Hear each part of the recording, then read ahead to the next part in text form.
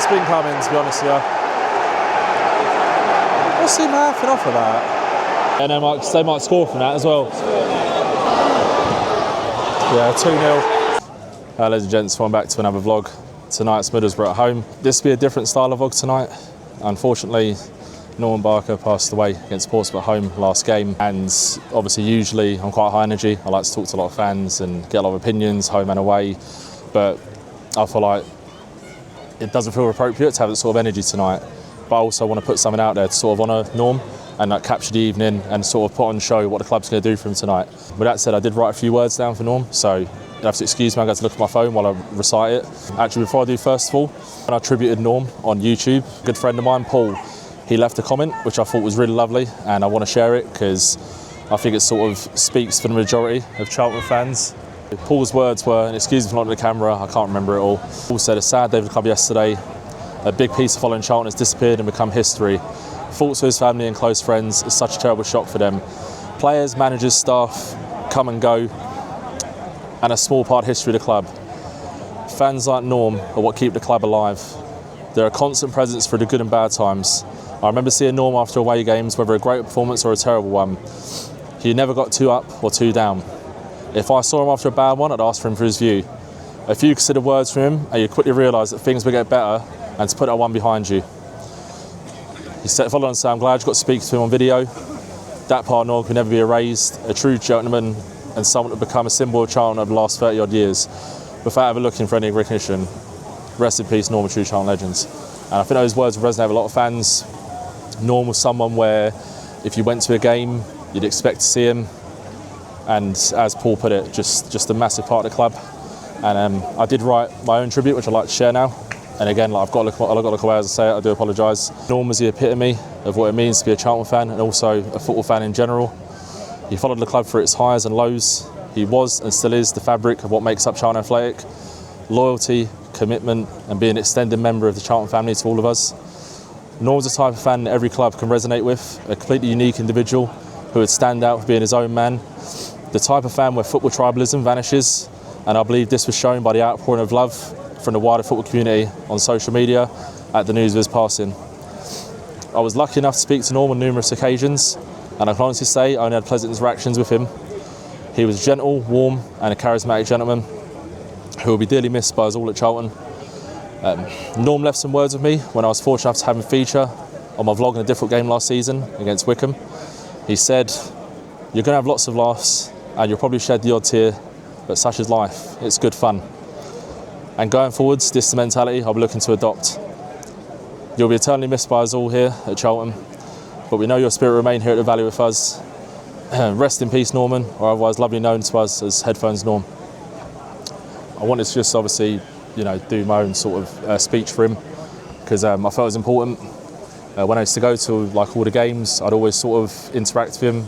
It didn't have to be anything big all the time. It was sort of like a hello, how you doing? And it was always really sweet. I'd see him in like club shops, always sort of on his own, doing his own thing. But even though he was on his own, he was never really alone because he always had people to talk to him. And he was just a very sociable guy and he had time for everyone. So again, I'm sorry for the unenthusiastic intro, but it's just a different tone tonight. And I hope you enjoyed the vlog for what it's worth. And before I close it and start doing the usual stuff, in this video, any revenue that's made, any profits, anything, I'll be donating it all to Norm's funeral costs and British Heart Foundation, 50-50 split. So I think it's the right thing to do, and I think it's something he'd appreciate. Again, rest in peace, Norm. You're loved here, and I think that's shown, and you'll see that later on in the vlog when we celebrate his life tonight. So take care, guys. I'm joined here with Tash. I think the whole club has been, and the fans, the club, the players, everyone has been joined in and just feeling shocked and obviously just devastated at losing someone that, is such a fabric of the club, to be honest with you. You see many people with the same sort of faces every week at away games and home games, but Norm was always there. He was always there. Ever present. Ever since I can remember, I don't know about you, but ever since I can remember when I was little, Norm was the staple of an away game for me. Yeah. And my parents, who are in their 60s, they remember Norm. He was on away coaches with people that we know. I sat near him at Ipswich away, and you know, it's just crazy. I mean, there's no way to put it into words, really. I agree. He leaves a massive hole in the fan base, and he's someone that we all miss so dearly, and we were very lucky to have him. You know, he as you said, like, he was loyal. Yeah. You know, no matter what was going on, he would always be there. And you know, in the interview that he gave with you, I thought it was brilliant, where he said, you know, no matter what's going on, like, you know, we lose, win, he's always going to be there, and we get on with it, and exactly. You know, that's life. And I think that attitude is something that I think a lot of Charlton fans have reflected on. Like, you know, he's such a stoic character. And yeah, there was a moment on Twitter when I was like reading through everyone's messages to him. Like, by the way, like, crazy how many different people have said about from him, all, like from all fan every bases, rival fan world. bases, everyone. Yeah, absolutely. And you know, it's what he deserves. But I think one tweet really stood out to me in particular, in that, you know, it's just a lesson we can all learn, that before the game, you know, the football seems to be inconsequential at the moment, but of course, before that game in particular, it was, you come off the back of 4 losses and you're looking at the team sheet, people are moaning about the team sheet, and like, as you do as a football fan, you know, like that's who we are, that's what we do. But then so quickly to go into that game and things to have changed and that happen, it does, you know, it's a bit of a reality check for everyone. And while we all love Charlton and we are, you know, we're fine for them to do well on the pitch, I think it's a reflection of what really matters is the people that you go with and the people around you, and and how important that is. So yeah, puts someone in perspective, doesn't it? As you said, like, all of a sudden the football don't matter as much anymore. Obviously, I want to see us win tonight, but I was saying, like, to my cousin earlier, as long as they put in a shift, that's all I care about tonight. Absolutely, yeah. I've like, give them a break. Yeah, I think they deserve a break tonight. Yeah. And I think the fans deserve a break. It'll be an interesting evening to see what happens. But hello. Absolutely, yeah. And so cheers, Sash, joining in. Obviously, a tough one to talk about tonight, but yeah, thanks for joining in.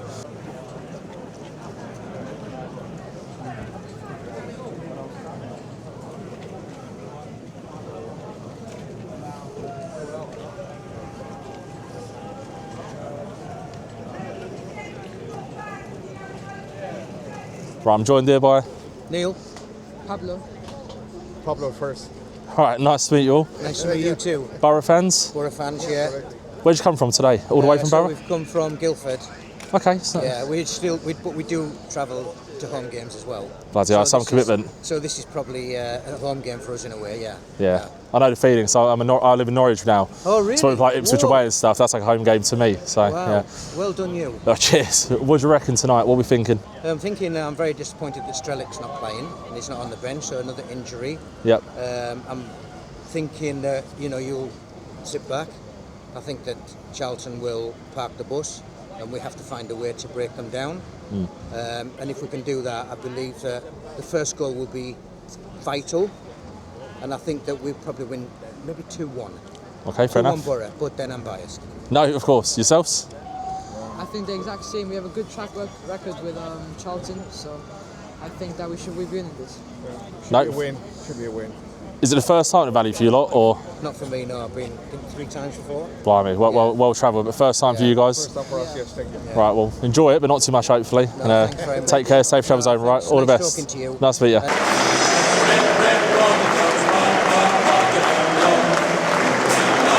Okay, moving on to your home side. Just got to say as well, before obviously the tribute to Norman, really good turn up at Borough, Tuesday night. Not surprised at all, massive club, massive fan base. Well done, Borough, well done. On Saturday, Charlton Athletic lost one of our own, Norman Barker. One of our most loyal and recognisable supporters.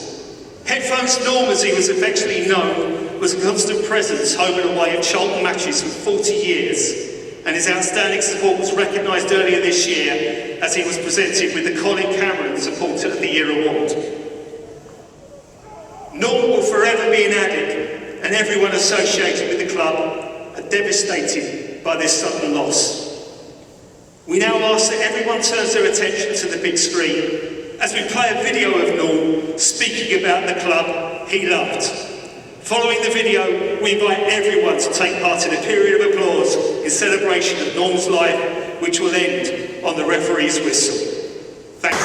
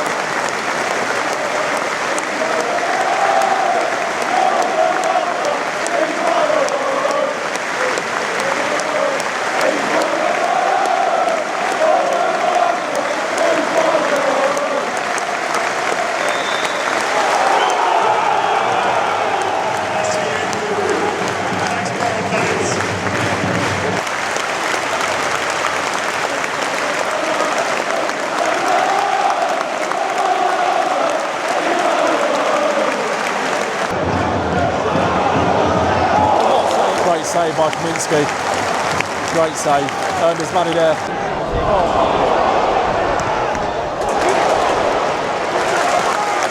Good save by Kaminsky. Feel like a goal's coming though soon already, gotta be honest. Just getting opened up in the midfield, so open.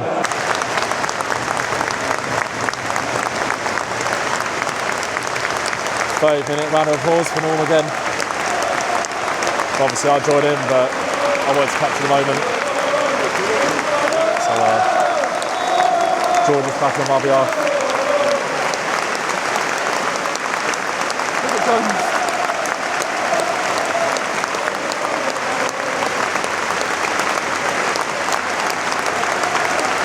And the players also clapping, which is a nice touch.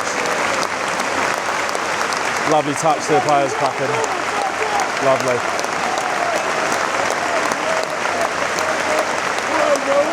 What a beautiful touch that is.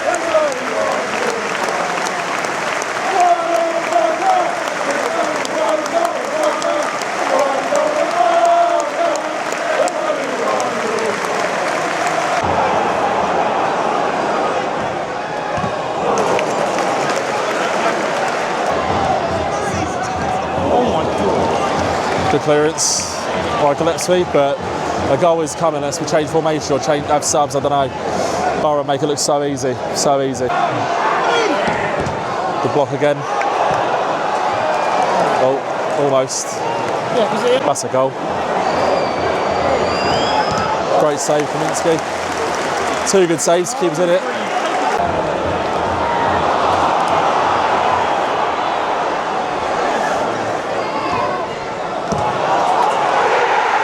It's been coming, to be honest with you. What's he laughing off of that? Anyway, it's been coming a long time. 1-0 Boro, not surprised. We've not had a shot. Kaminsky's kept us in it. Boro all over us, so nothing new here tonight.